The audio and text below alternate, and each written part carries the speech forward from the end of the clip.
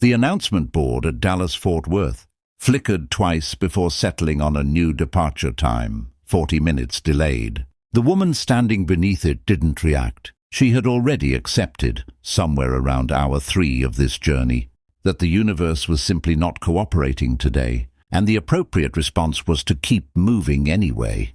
Natalie Harmon shifted the diaper bag higher on her left shoulder, tightened her grip on the suitcase handle, and looked down at her son. Caleb was 7 years old and had inherited her stubbornness in full, which she considered both her greatest parenting success and her most exhausting daily reality. He was standing with his arms crossed, backpack strapped on, wearing the expression of someone who had been promised breakfast 40 minutes ago and had not forgotten. "Gate D38, she said. Then food. I swear on Lily's stuffed elephant." Caleb considered this. Lily's stuffed elephant, a grey, lopsided thing named Gerald, was the highest collateral she could offer, and he knew it. "Fine," he said. "But I want the big sandwich." "Not the triangle one. The big sandwich. Got it?" Lily was 4, and currently asleep on top of the rolling suitcase with her cheek pressed against her own knees, unbothered by the terminal noise, the crowd, the flickering lights, or the fact that the suitcase had a broken wheel that made it drag hard to the left every 3 steps. Lily had inherited Natalie's capacity for sleeping anywhere under pressure, which was perhaps the more practical gift. Natalie started walking. She had been awake since 2 in the morning. Not because of the early flight. The flight had originally been at 6:15 out of Phoenix, which was brutal enough, but because Lily had been running a fever the night before, a low and stubborn one, the kind that doesn't spike high enough to justify the emergency room, but sits at a temperature that makes a mother's nervous system refuse to stand down. Natalie had checked her every 35 minutes through the night, palm flat against her daughter's forehead, waiting for the number to climb or fall. It had done neither. She was going to Cincinnati because her mother had fallen in the kitchen 3 days ago. Broken hip. Surgery scheduled for tomorrow morning. Her mother had called from the hospital in that particular voice she used when she was trying not to sound scared, which meant she was very scared, and Natalie had hung up and immediately opened the airline app and started moving numbers around in her head. The ticket had been $287. She'd put it on the card. She was trying not to think about the card. The terminal stretched ahead of her, wide and indifferent and full of people who all seemed to know exactly where they were going. Natalie kept her eyes on the gate signs and her hand on the suitcase, and her mind on the next 30 seconds, because if she tried to think any further than that, the math of her life became something she couldn't carry in one hand. She had been doing this particular kind of thinking, rationed and deliberate, for 2 years, since Marcus left, since the apartment became smaller and the shifts became longer and Caleb started having nightmares she couldn't explain away. Since she became the only adult in the room permanently and discovered that you don't really know what you're made of until there is no one left to split the weight with. She was made of something durable, it turned out. She hadn't expected that about herself. But durable and fine are 2 different things, and she had stopped pretending. They were the same somewhere, around month 4 of doing school pickups and double shifts and pediatric urgent care visits alone. Daniel Cruz had not planned to be in this terminal. His assistant had spent 45 minutes on the phone rerouting his Los Angeles to New York flight through Dallas after weather shut down the direct corridor, and the private FBO terminal he normally used was unavailable. Some administrative clearance issue that would be resolved by tomorrow, which helped him very little right now. So he was standing in Terminal D of a public airport for the first time in approximately 3 years, holding a coffee he'd bought himself, which was also a novelty. He didn't mind exactly. He was not the kind of person who minded inconvenience the way some people in his position did. He had grown up in a 2-bedroom apartment in Columbus, Ohio, where inconvenience was not a disruption, but the baseline condition of life, and some part of him had never fully lost the fluency for it. What he minded, in a low and unspoken way, was the particular quality of silence that had followed him into this year. He was 34, Cruise Capital had crossed $1 billion in valuation 14 months ago. He had a penthouse in Manhattan, a house in Malibu he barely visited, a jet he used the way other people use taxis. He had accomplished, by every external measurement, exactly what he had set out to accomplish. He had expected to feel something more conclusive about it. Instead, there was this, a persistent, unreasonable sense of incompleteness, not depression, not ingratitude, something quieter and harder to name. Like a sentence that ended correctly but was missing its final word. He was standing near a coffee kiosk reading an email. He wasn't really reading when something in his peripheral vision made his attention shift.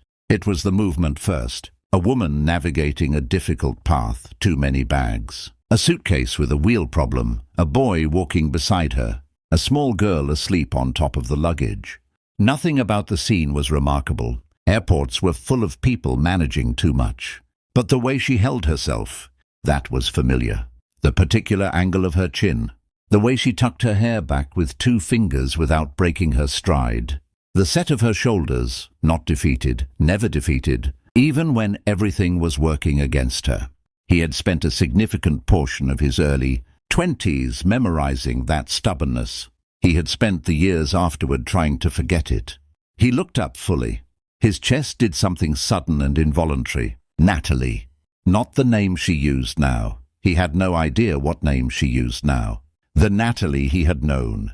Natalie Cole, who had been 22 and certain and chosen someone else, and whose absence had carved a specific shape into the next several years of his life that no amount of success had entirely filled. She was 33 now, he calculated automatically.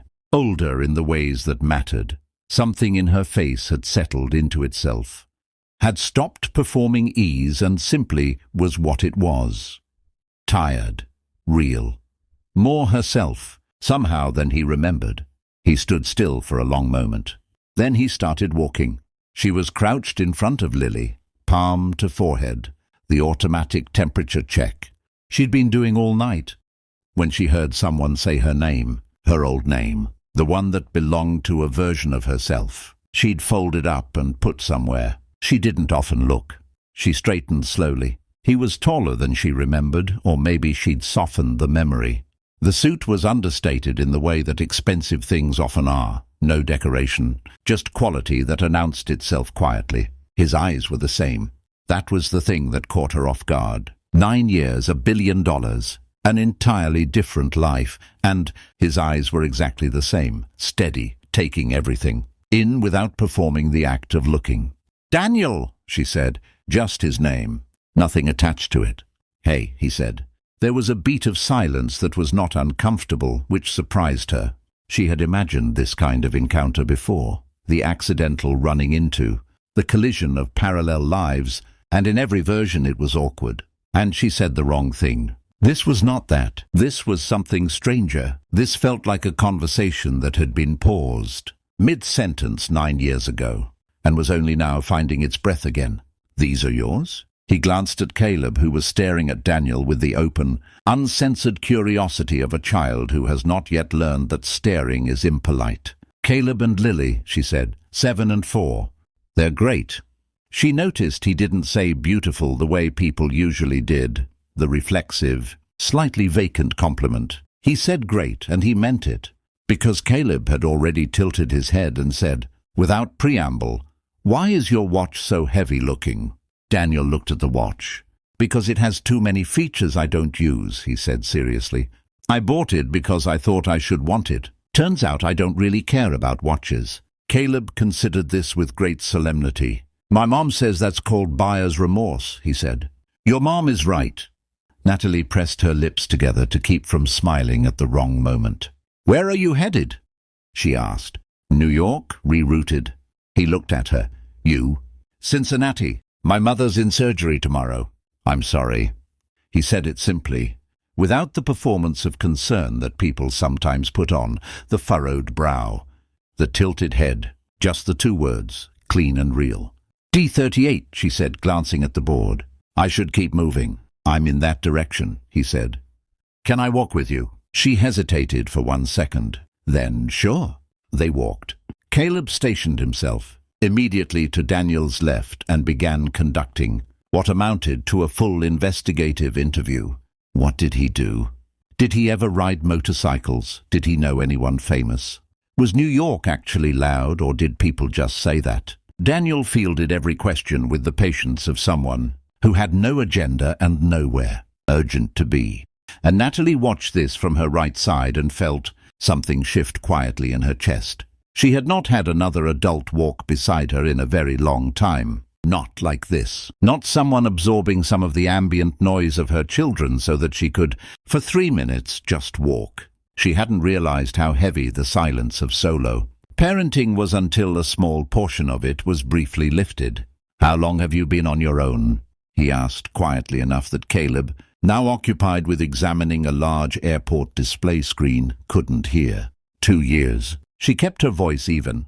"Marcus and I were done before that, technically. But it became official about 2 years ago. That's a long time to carry all of this." "It's my life," she said. Not defensively, just factually. You stop thinking of it as carrying eventually. It just becomes the shape of things. He was quiet for a moment. "That's either very healthy or very concerning, and I can't tell which." She let out a short, genuine laugh. The involuntary kind. The kind that comes before you can decide whether to allow it. It surprised her. She hadn't laughed like that in a while. Probably both, she admitted. They found gate D38 with 17 minutes to spare. Natalie bought Caleb his sandwich, the big one, as promised, and a juice box for Lily, who had woken up and was now examining Daniel from the safety of her mother's hip with enormous, dark eyes full of unspoken verdict. Daniel bought 2 coffees without asking, handed one to Natalie, and she noticed without commenting that he hadn't asked how she took it. 1 sugar, no cream, the same as always. She looked at the cup and then at him. "Some things," he said simply, "you just don't forget." They sat in the hard plastic chairs of gate D38, Caleb on Natalie's left. Aggressively eating, Lily now transferred to Natalie's lap in sleep. Daniel on her right with his coffee and his quiet. And for a few minutes neither of them said anything that required words. The gate hummed around them. A child somewhere was crying. The departures board shuffled. "I saw the Forbes piece," she said eventually. "A few years ago. The 40 under 40 thing. You looked exactly like yourself." She paused. "That sounds like a strange compliment. I mean, you didn't look like someone performing success. You looked like someone who'd gotten somewhere they actually meant to get." He looked at his coffee. "I meant to get there," he said. "I just thought it would feel different when I did." "How did it feel?" "Like the next thing should start." He turned the cup in his hands, a gesture she recognized from years ago, that same motion when he was thinking carefully about what to say next. Like I'd finished one sentence and was waiting for the paragraph to continue, except nobody told me what the paragraph was supposed to be about. She understood that, more than she expected to. "I made the wrong choice," she said. The words came out before she had approved them. She felt her jaw tighten slightly, the instinct to walk it back. She let it stand. "Not the kids," she said immediately. "The kids are the only thing I've ever done that I'm completely sure about. I mean Marcus. I chose Marcus because you terrified me. I terrified you. You wanted things so completely." She looked at her hands. "You were 23, and you already knew exactly what you were going to build, and you had this certainty, this enormous, unqualified certainty. And I was 22, and I didn't know who I was yet. And I was afraid that standing next to that much wanting would mean I'd disappear inside it." She stopped. "I should have told you that instead of what I did tell you." "What did you tell me?" "That I wasn't ready, that it wasn't the right time." She exhaled, which were both true, technically, but they weren't the real thing.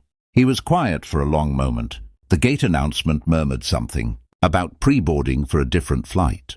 "Would it have changed anything?" he asked, not bitterly, genuinely. "I don't know," she said honestly. "Maybe not then. We were who we were." She looked at Lily's sleeping face, the curve of her cheek, the impossible softness of her. "But I've thought about it. More than I've told anyone." "So have I," he said. "More than I've told anyone. Right now, before the next part of this story. If you have ever loved someone across the distance of years and wrong timing and the life that happened in between. Stay with this until the end. What happens at this gate in the next few minutes is the part worth waiting for. Subscribe to this channel. The best stories deserve to be finished. He reached into his jacket and produced a card. Plain, matte, just a name and a number in clean type. He held it out to her. "My direct line," he said. "Not my assistant, me." He met her eyes. "I'm not doing this because I feel sorry for you. I want to be clear about that, because I think you'd hate that, and I think you'd be right too." "I would," she confirmed. "Good." He kept the card extended. "I have a foundation. Emergency support for single parents, childcare costs, education expenses, medical bills. If I make a phone call, there's no application process, no 6-week review period. 4 minutes of my time." He paused. "I'm not offering you charity. I'm offering you a phone call that means nothing to my life, and might mean something to yours." She looked at the card. "And the other number?" she asked. "What other number?" "The one you're not saying out loud," she said. "The one where this isn't just about your foundation." He held her gaze. "That one's the same number," he said. "And it doesn't come with any expectations. Just the option, if you want it." She took the card. Her hand was steady. She was glad about that. "Boarding for flight. 11:47 to Cincinnati. Will begin in approximately 5 minutes." The gate agent announced. Natalie stood. She settled Lily onto her hip, took the suitcase handle with her free hand, looked at Caleb, who had already crumpled his sandwich wrapper and was shouldering his backpack with the efficiency of a child who has traveled enough to know the drill. She looked at Daniel, standing in the middle of Terminal D in a suit that cost more than her monthly rent, with his coffee cup and his steady eyes and the particular quality of stillness that she remembered from years ago. The way he had always been able to be completely present in a moment, as if the moment were the only thing worth being in. "Thank you for the coffee," she said. "Thank you for the conversation. A beat, Natalie." He said her name the way he always had, like it was a complete sentence. "When things settle, when your mother is okay and you've had some sleep, call the number. Either number, both." A pause. "I'd like to know how it goes." She looked at him for one long moment. She thought about 22 and uncertainty and fear. She thought about the shape that 9 years of her life had taken, the detours and the damage and the quiet, unglamorous work of rebuilding herself into someone she could recognize. She thought about Caleb asking why she never laughed anymore, and not having a good answer, and the weight of that question in her chest for 3 days since. "Okay," she said. She walked to the gate. She did not look back, not because she didn't want to, but because she was 33 years old and she knew now, in a way she hadn't at 22, that some doors you don't hold open, you walk through, and trust that the right things will follow. Her mother came through surgery on a Tuesday. Natalie sat in the hospital waiting room with Lily asleep across her lap and Caleb doing homework on the floor beside her chair. He had decided the floor was better, acoustically, for concentrating, and she had stopped arguing about it. And when the surgeon came through the double doors and told her that everything had gone well, she pressed her face into Lily's hair and allowed herself quietly 30 seconds of falling apart before she put herself back together. She was good at 30 seconds. It was all she usually permitted. Lily's fever broke that same afternoon, finally and completely, leaving her bright-eyed and demanding crackers and the specific cartoon she could only watch on her grandmother's television. Natalie sat on the edge of her mother's hospital bed that evening, her mother's hand in hers, and felt for the first time in as long as she could remember that the ground was solid under her feet. Not permanent, not easy, but solid. 3 weeks later she was sitting on the fire escape outside her Phoenix apartment at 9:40 at night.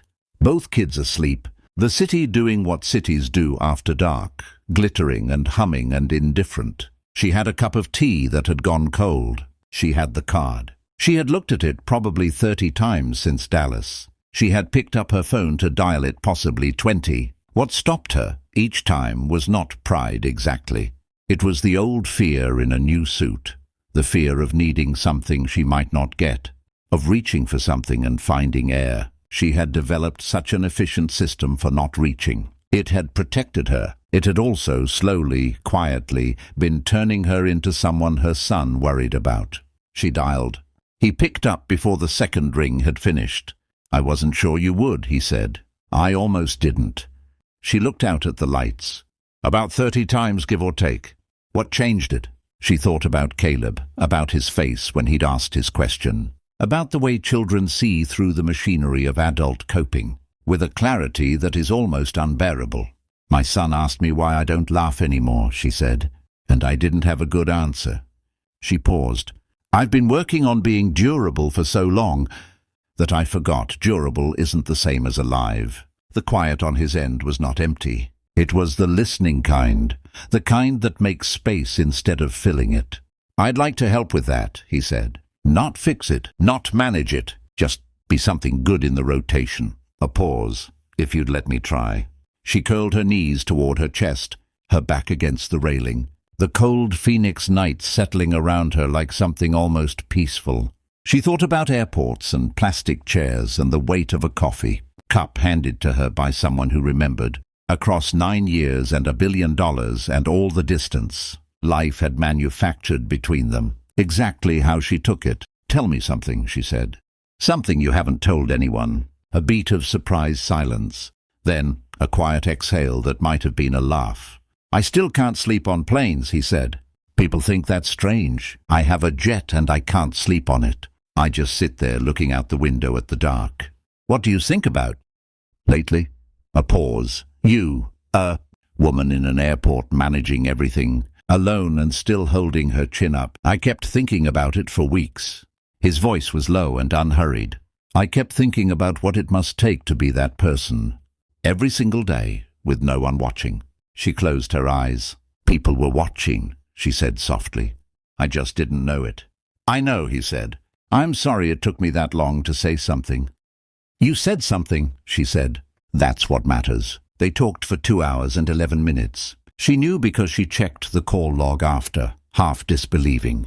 2 hours and 11 minutes about nothing important and everything real. His mother and Columbus and Phoenix and the specific way that ambition can hollow you out if you aim it at the wrong target. Caleb's curiosity and Lily's gravity and a watch with 2 many features and the way certain people leave a shape in your life that nothing else ever quite fits. When they finally said goodnight, it was almost midnight and her tea was a distant memory, and she was still on the fire escape because she had stopped noticing the cold. "Same time tomorrow?" he asked. She smiled at the city. "Don't push it," she said. "Day after tomorrow," he said, completely unfazed.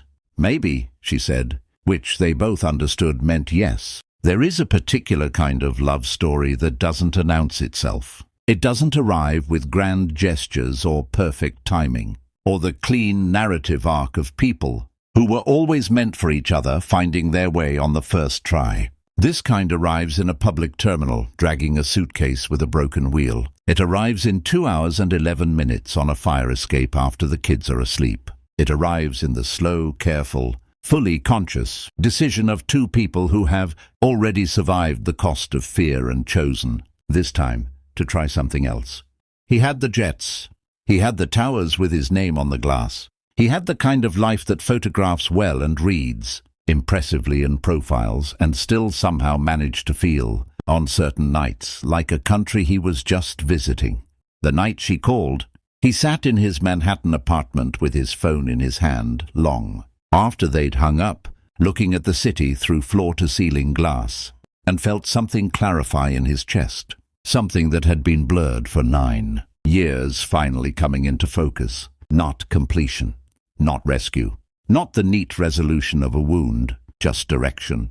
The quiet, solid, unmistakable sense of knowing which way to walk. Some things you don't build, some things you left somewhere years ago, in a place that was too small for what you both were becoming, and then life makes you large, enough to hold them. And you find each other again in a terminal, and you stop this time. You stop, you say the name. And finally, after all the distance, after all the years of becoming who you were always going to be, you sit down, beside each other, and stay.